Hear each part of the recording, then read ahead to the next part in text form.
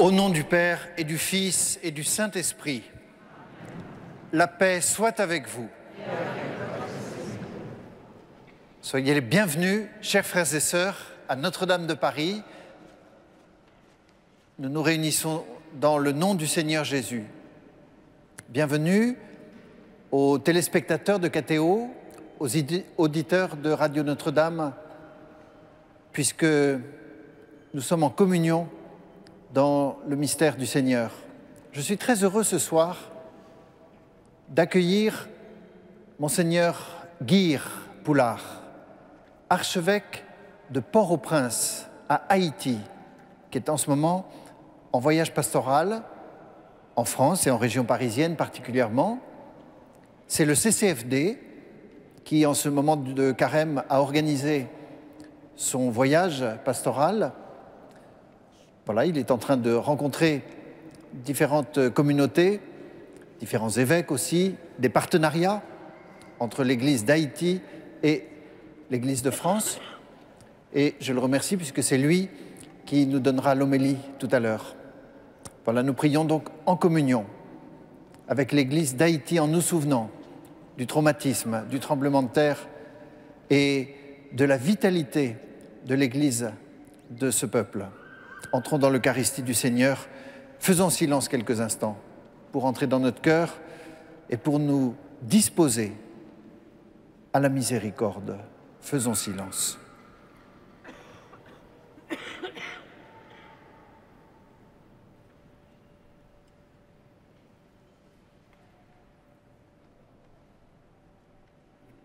Je confesse à Dieu Tout-Puissant, je reconnais devant mes frères que j'ai péché en pensée, en parole, par action et par omission.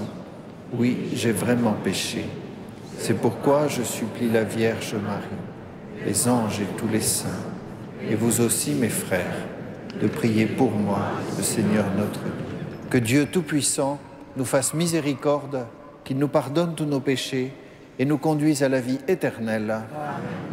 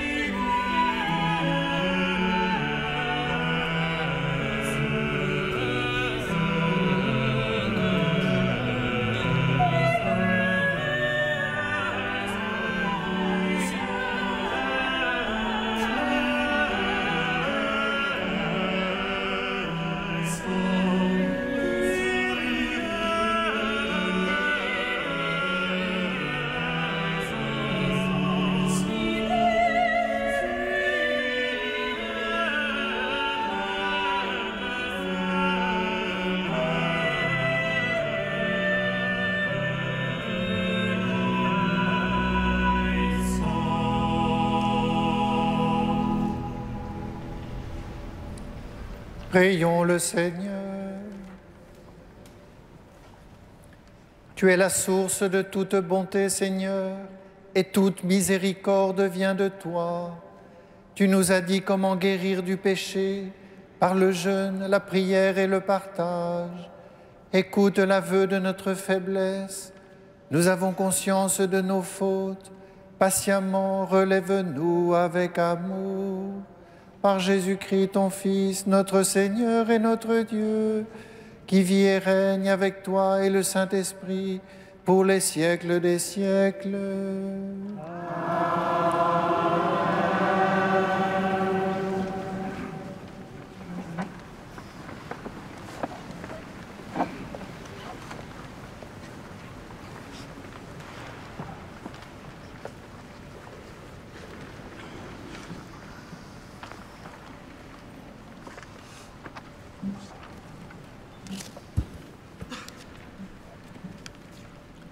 Lecture du livre de l'Exode.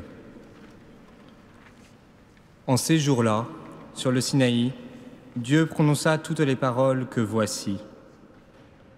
Je suis le Seigneur ton Dieu, qui t'a fait sortir du pays d'Égypte, de la maison d'esclavage. Tu n'auras pas d'autre Dieu en face de moi. Tu ne feras aucune idole, aucune image de ce qui est là-haut dans les cieux, ou en bas sur la terre, ou dans les eaux par-dessous la terre. Tu ne te prosterneras pas devant ces dieux pour leur rendre un culte. Car moi, le Seigneur ton Dieu, je suis un Dieu jaloux. Chez ceux qui me haïssent, je punis la faute des pères sur les fils, jusqu'à la 3e et la 4e génération. Mais ceux qui m'aiment et observent mes commandements, je leur montre ma fidélité jusqu'à la 1000e génération. Tu n'invoqueras pas en vain le nom du Seigneur ton Dieu, car le Seigneur ne laissera pas impuni celui qui invoque en vain son nom. Souviens-toi du jour du sabbat pour le sanctifier. Pendant 6 jours, tu travailleras, et tu feras tout ton ouvrage. Mais le 7e jour est le jour du repos. Sabbat en l'honneur du Seigneur ton Dieu. Tu ne feras aucun ouvrage, ni toi, ni ton fils, ni ta fille, ni ton serviteur, ni ta servante, ni tes bêtes, ni l'immigré qui est dans ta ville. Car en 6 jours, le Seigneur a fait le ciel, la terre, la mer et tout ce qu'ils contiennent, mais il s'est reposé le 7e jour. C'est pourquoi le Seigneur a béni le jour du sabbat et l'a sanctifié. Honore ton père et ta mère, afin d'avoir longue vie sur la terre que te donne le Seigneur ton Dieu.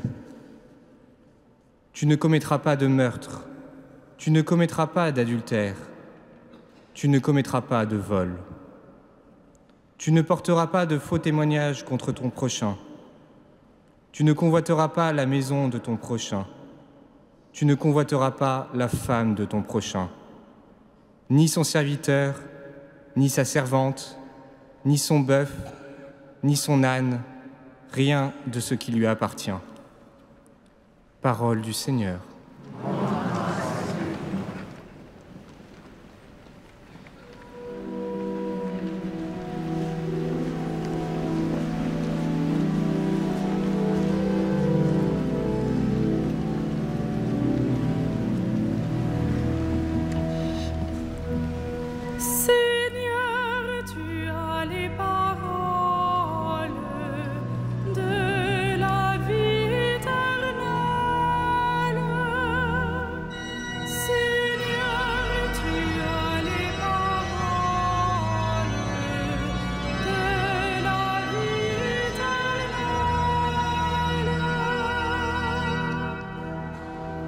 La loi du Seigneur est parfaite, qui redonne vie.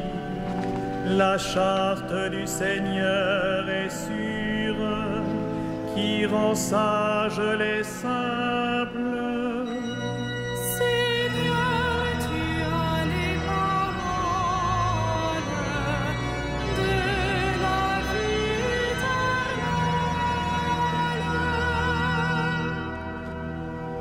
Les préceptes du Seigneur sont droits, ils réjouissent le cœur.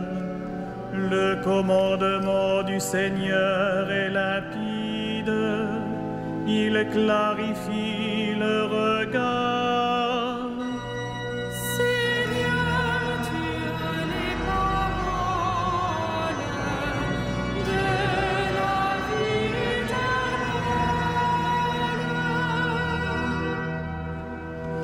La crainte qu'il inspire est pure, elle est là pour toujours.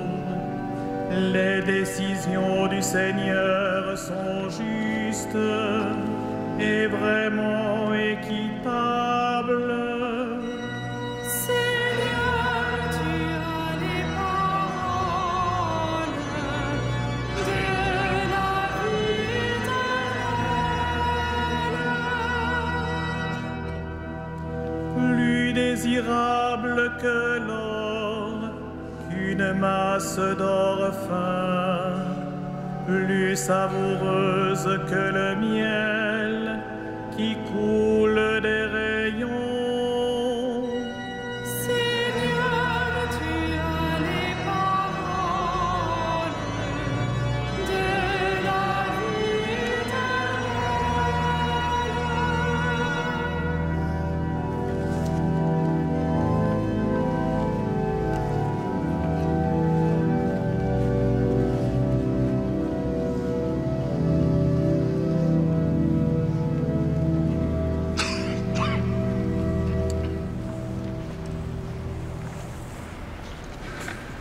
Lecture de la première lettre de saint Paul apôtre aux Corinthiens. Frères, alors que les Juifs réclament des signes miraculeux et que les Grecs recherchent une sagesse, nous proclamons un Messie crucifié, scandale pour les Juifs, folie pour les nations païennes. Mais pour ceux que Dieu appelle, qu'ils soient juifs ou grecs, ce Messie, ce Christ, est puissance de Dieu et sagesse de Dieu. Car ce qui est folie de Dieu est plus sage que les hommes, et ce qui est faiblesse de Dieu est plus fort que les hommes. Parole du Seigneur.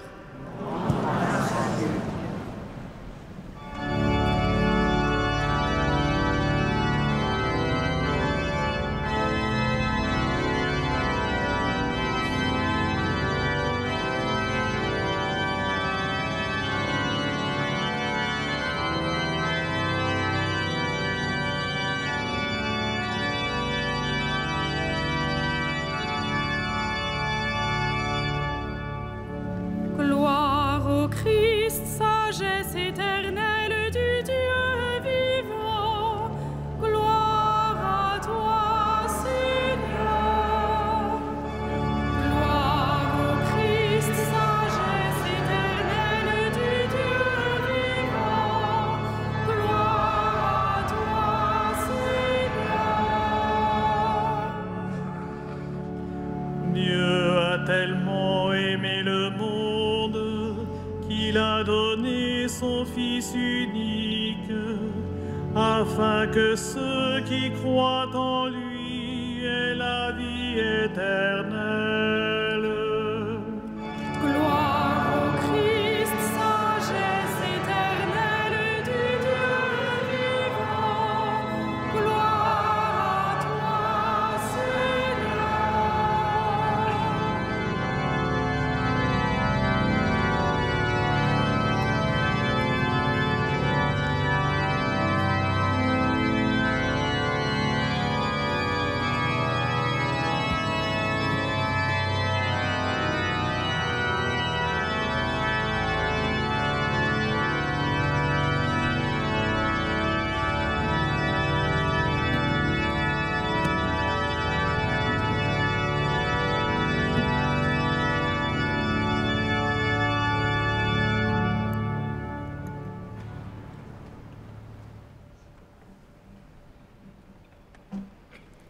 Le Seigneur soit avec vous. Et avec ton esprit. Évangile de Jésus-Christ selon saint Jean. Gloire à toi, Seigneur.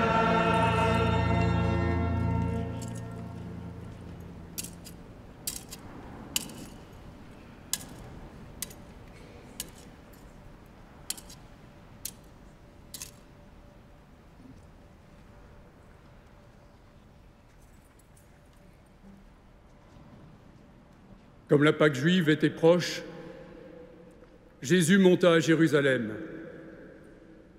Dans le temple, il trouva installés les marchands de bœufs, de brebis et de colombes, et les changeurs. Il fit un fouet avec des cordes et les chassa tous du temple, ainsi que les brebis et les bœufs. Il jeta par terre la monnaie des changeurs, renversa leur comptoir et dit aux marchands de colombes, « Enlevez cela d'ici. Cessez de faire de la maison de mon Père une maison de commerce. » Ses disciples se rappelèrent qu'il est écrit, « L'amour de ta maison fera mon tourment. » Des Juifs l'interpellèrent, « Quel signe peux-tu nous donner pour agir ainsi ?» Jésus leur répondit, « Détruisez ce sanctuaire, et en 3 jours, je le relèverai. » Les Juifs lui répliquèrent, « Il a fallu 46 ans pour bâtir ce sanctuaire. Et toi, en 3 jours, tu le relèverais ?» Mais lui parlait du sanctuaire de son corps. Ainsi, quand il se réveilla d'entre les morts, ses disciples se rappelèrent qu'il avait dit cela. Ils crurent à l'Écriture et à la parole que Jésus avait dite. Pendant qu'il était à Jérusalem pour la fête de la Pâque, beaucoup crurent en son nom, à la vue des signes qu'il accomplissait. Jésus, lui, ne se fiait pas à eux, parce qu'il les connaissait tous et n'avait besoin d'aucun témoignage sur l'homme. Lui-même, en effet, connaissait ce qu'il y a dans l'homme. Acclamons la parole de Dieu.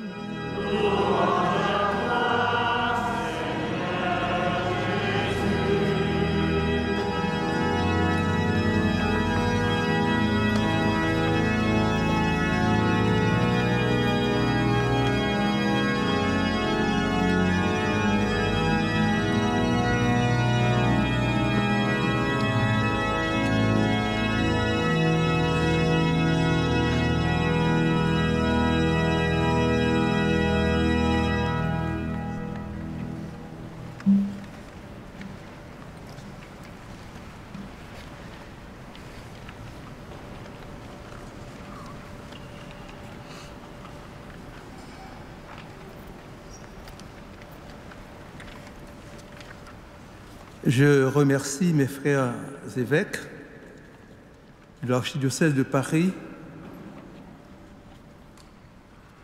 et de me faire ce grand honneur de porter la parole du Seigneur ce soir. Et je remercie mes amis du CCFD de m'avoir invité à participer à ce lancement de leur campagne de carême pour cette année. Nous voici, frères et sœurs bien-aimés, avec les apôtres autour de Jésus au temple de Jérusalem.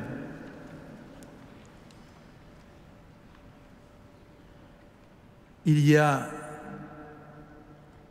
plus de 2000 ans.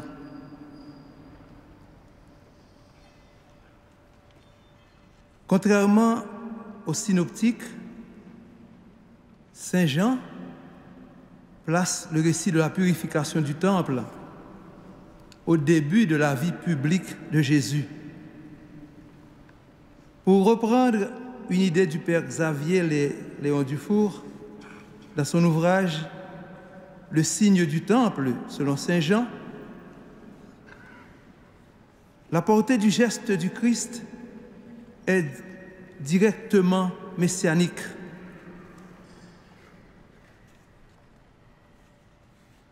Venant, nous suggère-t-il, immédiatement après l'allusion à Jean-Baptiste, cette purification apparaît davantage comme l'accomplissement de la prophétie de Malachie, au chapitre 3e, verset 1er au verset 4e. Voici que je vais envoyer mon messager pour qu'il déblaye le terrain, qu'il déblaye un chemin devant ma face. Et soudain, il entrera dans son sanctuaire, le Seigneur que vous cherchez, et l'ange de l'alliance que vous désirez, le voici qui vient, déclare Yahvé Sabaoth. Qui restera droit quand il apparaîtra? Car il est comme le feu du fondeur et comme la lessive des blanchisseurs. Il purifiera les fils de Lévi et les affinera comme or et argent, et ils deviendront pour Yahvé ceux qui présentent l'offrande comme il se doit. Le psaume 68, cité par Jean, revêtait un sens messianique aux yeux de la première communauté chrétienne qui s'en servait pour méditer la passion. La parole prêtée au Christ repose sur un ancien cliché prophétique: détruire, bâtir. Un thème que nous retrouvons au moins dans 4 chapitres de Jérémie. Chapitre 1er, chapitre 18, chapitre 24, chapitre 42 et chapitre 45. Jésus est le Messie envoyé de Dieu qui a le pouvoir de détruire et de rebâtir le temple, et même en 3 jours. Pour Jean, l'apôtre bien-aimé de Jésus, le nouveau temple est l'humanité du Christ, nouvelle maison du Père, lieu du sacrifice parfait et source abondante de bénédiction. Notre cœur, mes sœurs, mes frères, notre vie, ajouterai-je aussi, est un temple où Dieu habite, nous dit le Père Pierre-Marie Delfieux de sa méditation pour ce 3e dimanche de Carême. Dans ce temple-là aussi, il y a parfois du vacarme, il y a tout un commerce. Laissons entrer Jésus dans le temple de notre cœur, dans le temple de notre vie, qu'il purifie nos cœurs de tout commerce. Jésus veut nous apprendre à vivre la gratuité de l'amour. Il veut nous faire expérimenter la joie de nous donner simplement à travers chaque situation, sans calculer les profits et les pertes. Les 500 partenariats du CCFD, partage solidaire, avec des hommes, des femmes jeunes ou moins jeunes, de plus de 60 pays de la planète, vivant très souvent des situations voisines de la détresse, constituent pour nous à la fois un encouragement et une interpellation. Un encouragement devant l'engagement de tant de bénévoles qui sillonnent la France et les lieux d'intervention pour aider leurs sœurs et leurs frères à se mettre debout, à se remettre en route. Une interpellation aussi pour soutenir leurs actions leur engagement, leur participation à la construction d'un monde meilleur. Ce monde est possible et je crois que par-delà les images négatives qui nous arrivent à travers les médias et les flux sociaux, ce nouveau monde se projette déjà à l'horizon. Sa naissance sera certes laborieuse, mais quand l'enfant paraît, il fait la joie de tous. Le Christ nous a tout donné en mourant sur la croix pour nous. Notre association a ce mystère de la croix, en ce temps de carême, doit rejoindre l'élan de tous ces hommes et de toutes ces femmes qui ne veulent pas baisser les bras et qui s'organisent pour que la vie puisse renaître, naître, à fleurir. Amen.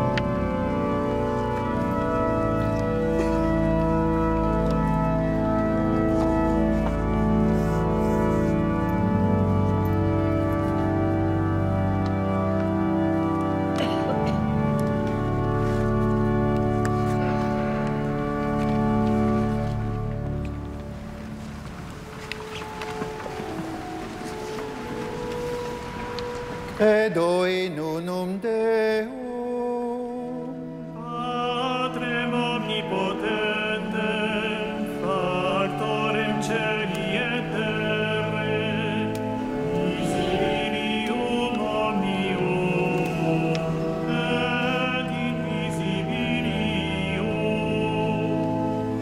Et in unum Dominum, Iesum Christum, Filium Dei unigenitum, Et ex Patre natum, ante omnia saecula, Deum de Deo, lumen de lumine,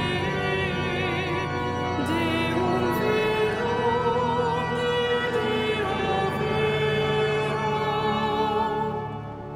Venitum non factum consubstantialem Patri, perquem omnia facta sunt. Qui propter nos homines, et propter nostram salutem, descendit de celis. Et incarnatus est de Spiritus Sancto, ex Maria Virgine, et homo factus est. Crucifixus etiam pro nobis, sum ansio Pilatum, passus et sepultus est. Et resurrex tertia die secundum Scripturas, Et ascendit in caelum, sedet ad dexteram Patris. et iterum venturus est cum gloria, judicare vivos et mortuos. cuius regni non in infinis,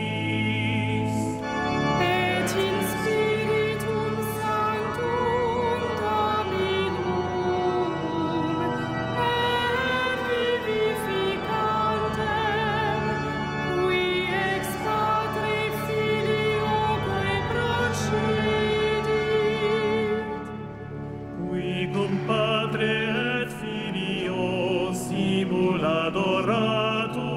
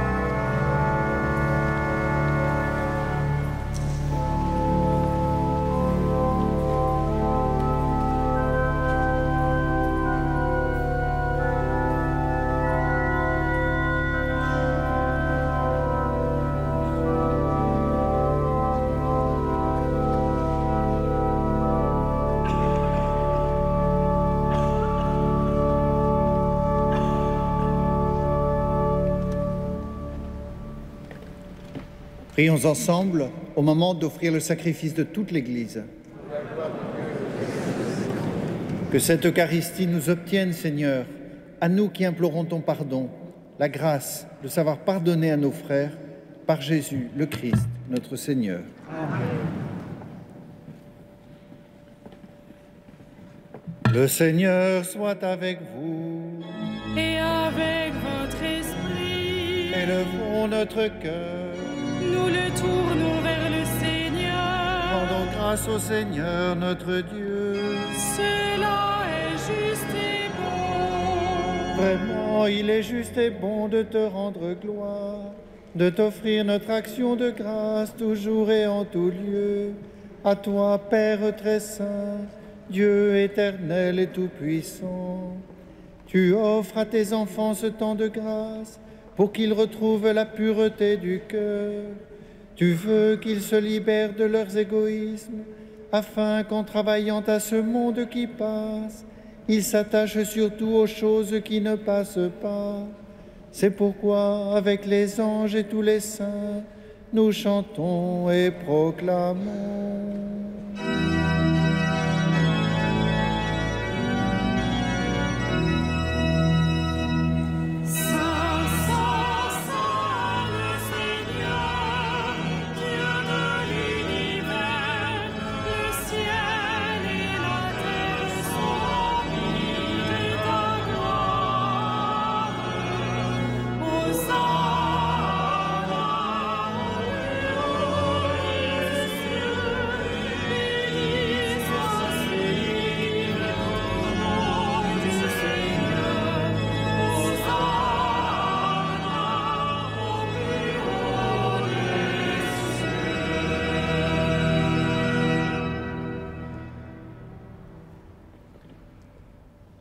Tu es vraiment saint, Dieu de l'univers, et toute la création proclame ta louange.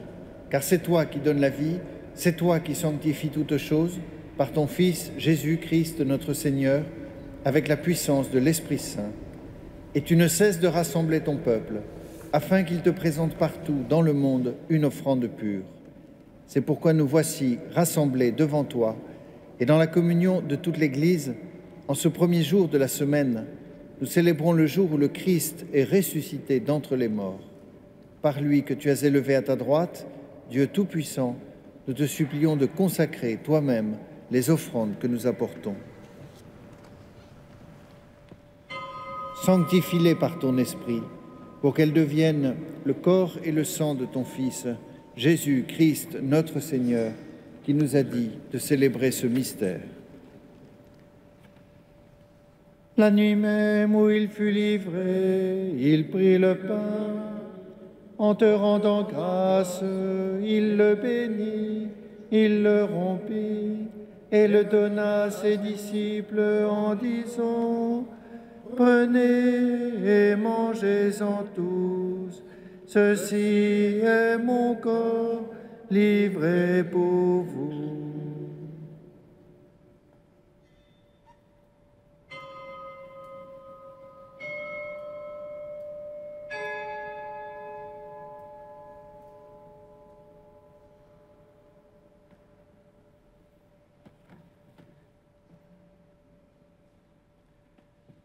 De même, à la fin du repas, il prit la coupe. En te rendant grâce, il la bénit et la donna à ses disciples en disant : « Prenez et buvez-en tous, car ceci est la coupe de mon sang, le sang de l'alliance nouvelle et éternelle, qui sera versé pour vous et pour la multitude, en rémission des péchés. Vous ferez cela en mémoire de moi. »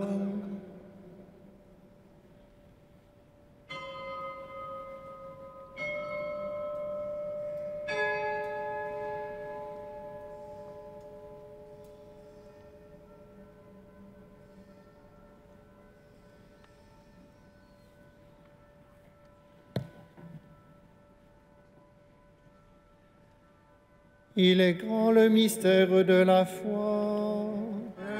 Nous proclamons ta mort, Seigneur Jésus.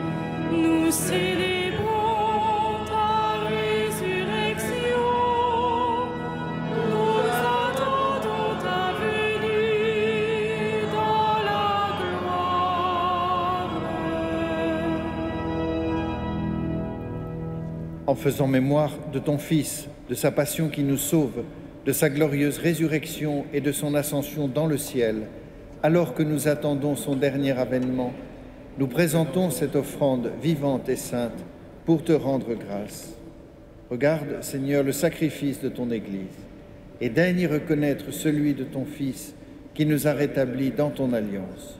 Quand nous serons nourris de son corps et de son sang et remplis de l'Esprit Saint, accorde-nous d'être un seul corps et un seul esprit dans le Christ.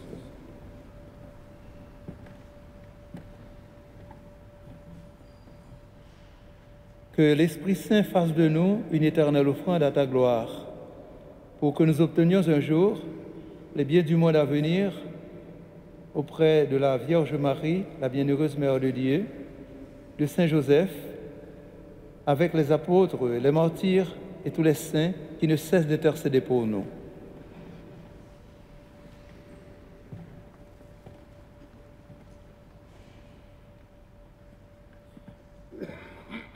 Et maintenant, nous te supplions, Seigneur, par le sacrifice qui nous réconcilie avec toi, étends au monde entier le salut et la paix. Affermis la foi et la charité de ton Église au long de son chemin sur la terre. Veille sur ton serviteur, le pape François, notre archevêque André, l'ensemble des évêques, de manière spéciale, Monseigneur Renaud, Monseigneur Guire, les prêtres, les diacres et tout le peuple des rachetés. Écoute les prières de ta famille assemblée devant toi et ramène à toi, Père très aimant, tous tes enfants dispersés.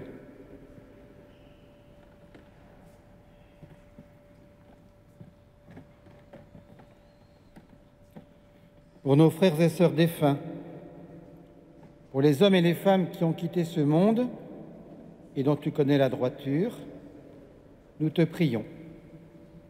Reçois-les dans ton royaume où nous espérons être comblés de ta gloire, tous ensemble et pour l'éternité, par le Christ notre Seigneur, par qui tu donnes au monde toute grâce et tout bien.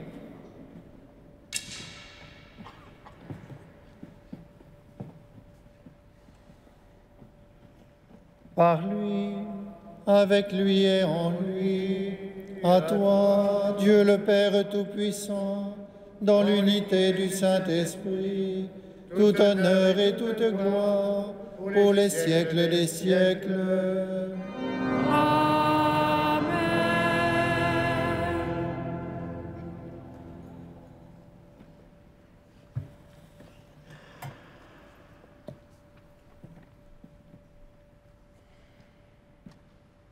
Comme nous l'avons appris du Sauveur, et selon son commandement, nous osons dire: Notre Père, qui es aux cieux, que ton nom soit sanctifié, que ton règne vienne, que ta volonté soit faite sur la terre.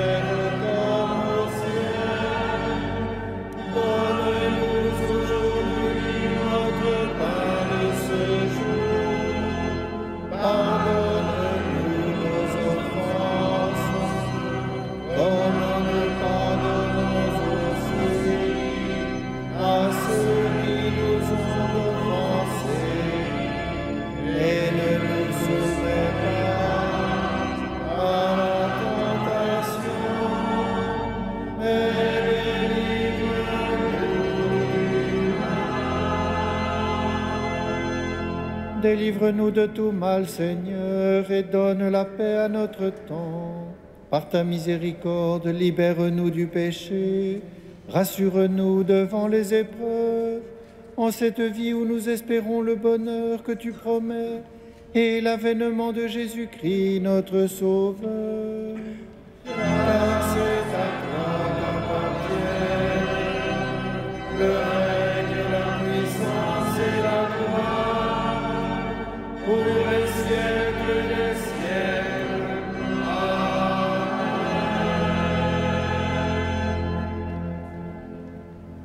Seigneur Jésus-Christ, tu as dit à tes apôtres, « Je vous laisse la paix, je vous donne ma paix. Ne regarde pas nos péchés, mais la foi de ton Église. Pour que ta volonté s'accomplisse, donne-lui toujours cette paix et conduis-la vers l'unité parfaite, toi qui règnes pour les siècles des siècles. Amen. Que la paix du Seigneur soit toujours avec vous. Et avec votre esprit. Frères et sœurs, dans la charité du Christ, donnez-vous la paix.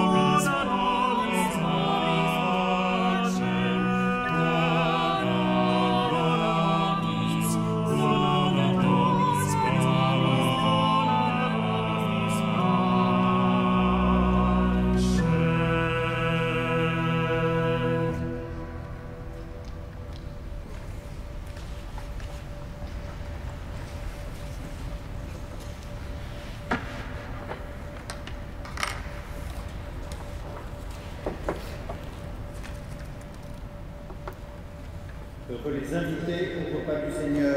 Voici l'agneau de Dieu qui enlève le péché du monde. Seigneur, je ne suis pas digne de te recevoir, mais dis seulement une parole.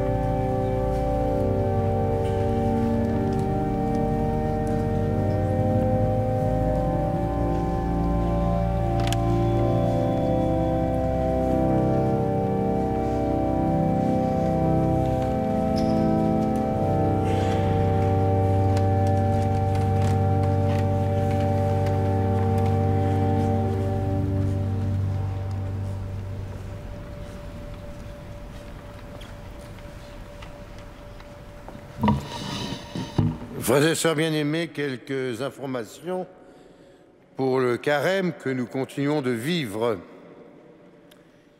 Tout d'abord, vous lirez sur votre feuille ou bien sur le site de la cathédrale ou de la conférence des évêques l'appel qui a été envoyé par Monseigneur Georges Pontier, archevêque de Marseille et président de la conférence des évêques, et son éminence le cardinal 23, notre archevêque, à propos de l'odieuse persécution dont sont victimes nos frères chrétiens d'Orient.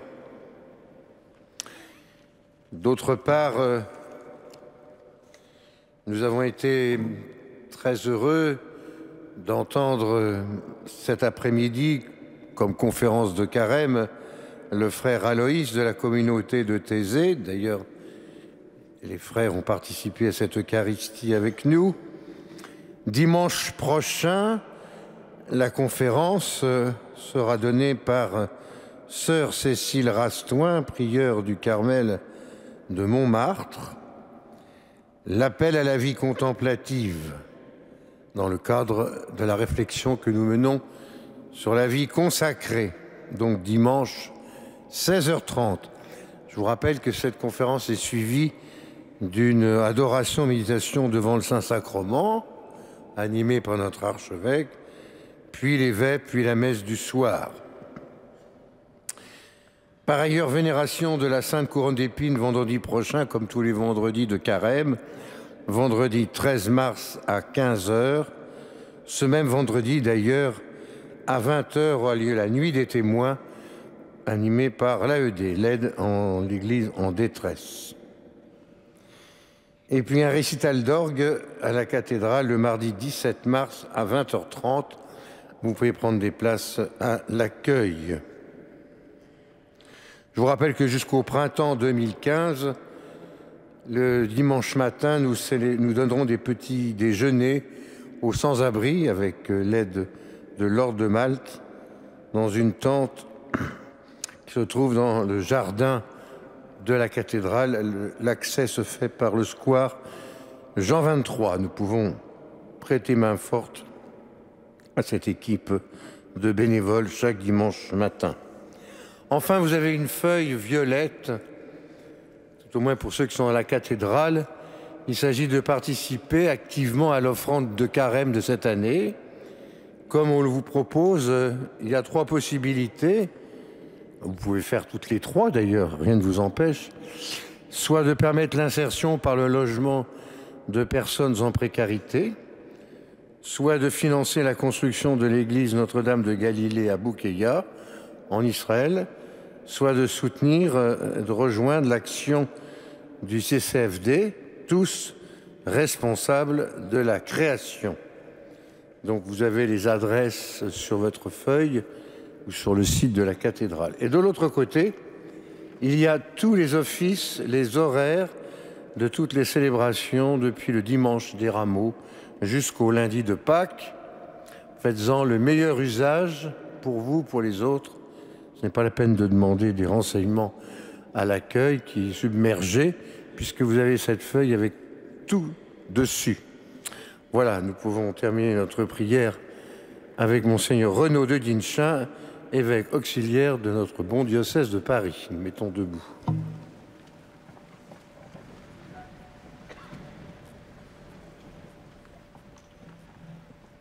Prions le Seigneur. Nous avons reçu de toi, Seigneur, un avant-goût du ciel, en mangeant dès ici-bas le pain du royaume, et nous te supplions encore, fais-nous manifester par toute notre vie ce que le sacrement vient d'accomplir en nous, par Jésus le Christ, notre Seigneur.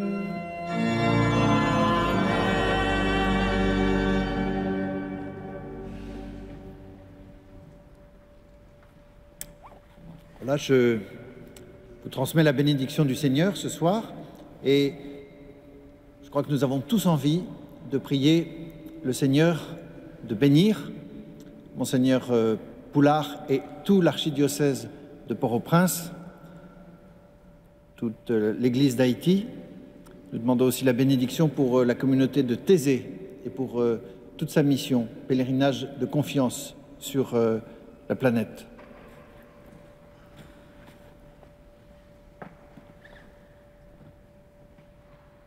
Le Seigneur soit avec vous.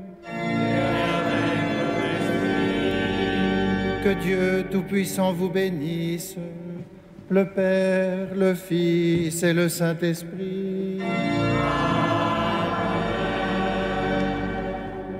Allez dans la paix du Christ.